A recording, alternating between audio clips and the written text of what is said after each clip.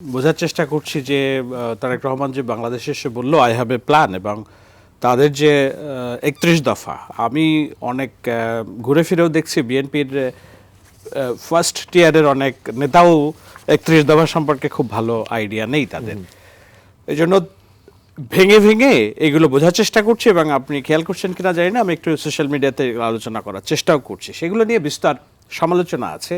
আজকে জামায়াত ইসলামী যেই পলিসি দিয়েছে, এটা মনে হলো যে তারা পলিসির দিক থেকে পিছিয়ে যাচ্ছে বিএনপির তরফ থেকে, সুতরাং তাদের একটা তড়িঘড়ি করে একটা কিছু দিতে হবে, সেজন্য তারা দিয়েছে। এবং দিতে যেয়ে আমি দেখি যে প্রায় 90% ক্ষেত্রে তারা কপি পেস্ট করেছে বিএনপির যে পলিসি, হেলথ পলিসি বলেন কিংবা বেকার ভাতা বলেন, শিল্প কলকারখানা বলেন।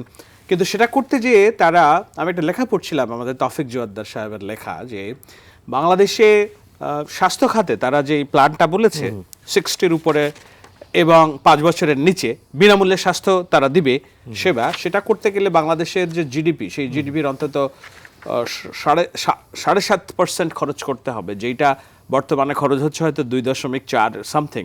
আপনি এটাকে 5 নিতে পারেন, এটা ওয়ার্ল্ড ব্যাংকের ক্যাপ।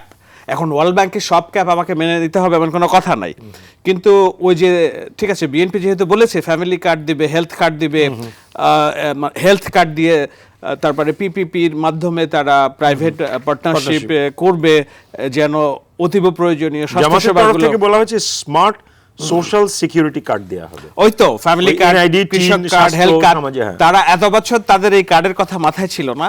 এখন যেহেতু বিএনপি কার্ড নিয়ে গোল দিচ্ছে, সুতরাং তাদের একটা স্মার্ট কার্ড লাগবে।